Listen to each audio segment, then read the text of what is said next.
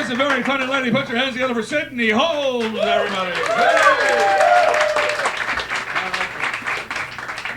Hello. How is everyone? Good, good. I was getting advice from a comedy club owner the other day, and he said to me, "You female comedians really love to talk."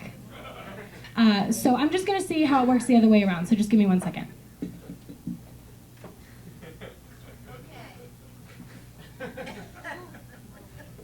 Yeah, that's not going to work for me.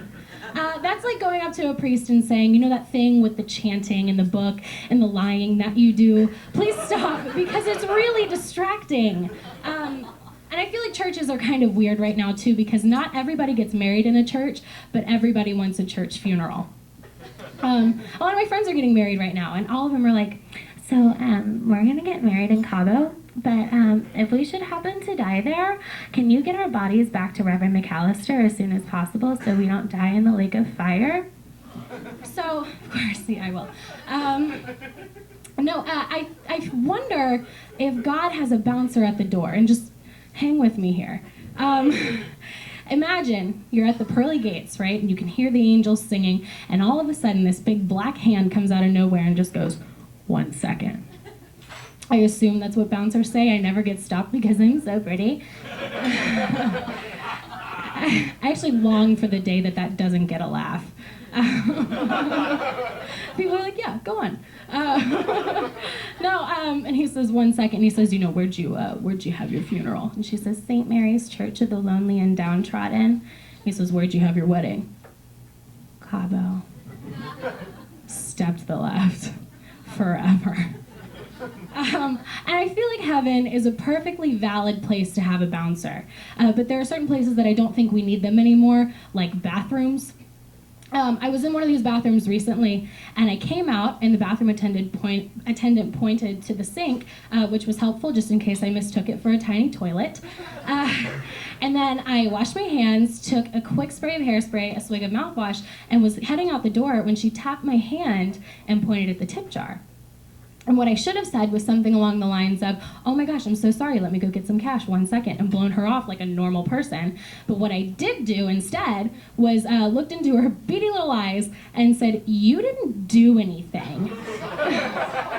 And to be fair, she didn't. Like, if I am paying you in a bathroom, you need to be washing my hands, drying my hands, and giving me a bump of cocaine on the way out the door. And, to be fair, the hairspray was Suave hairspray, which I don't know if you know the ingredients of Suave hairspray, but let me enlighten you. It's glue, dye, and just a touch of semen. Like if you want 18 gallons of them, you can probably get that for about $10. And if you up it to 20, they actually give you free shipping and a travel size semen. So that's actually really convenient. I do think that the attendant's sole purpose is to make sure that people don't have sex in the bathroom, which I can generally take care of with my personality alone. The coat check girl wanted $600 for me and my friends to sit at a table at this club. If I'm paying $600 to sit, it better be on someone's face. I know, it's gross.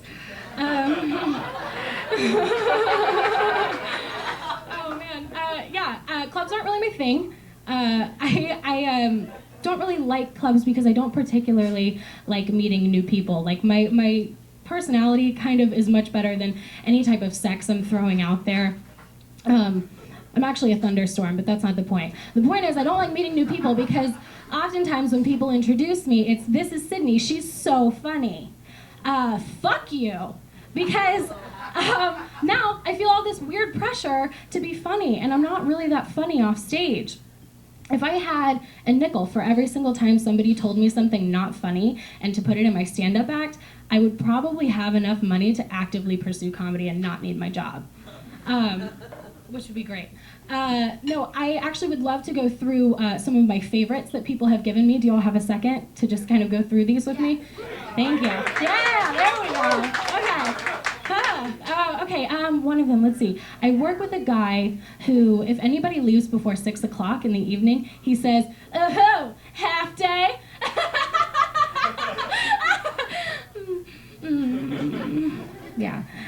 And then another one, let's see.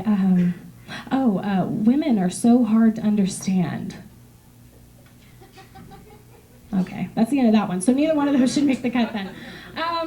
No, I'm not good at talking to people, which can actually make dating really, really difficult. I moved here in June from Houston, Texas, which means that I've been here for 9 months and I'm not engaged yet, which is actually really fucking irritating. No, I did the online thing mostly to stay fed and liquored up for the entire summer, and it got pretty colorful. By colorful, I do mean it was mostly black guys. Thank you guys for your time. I'm Sydney Holmes.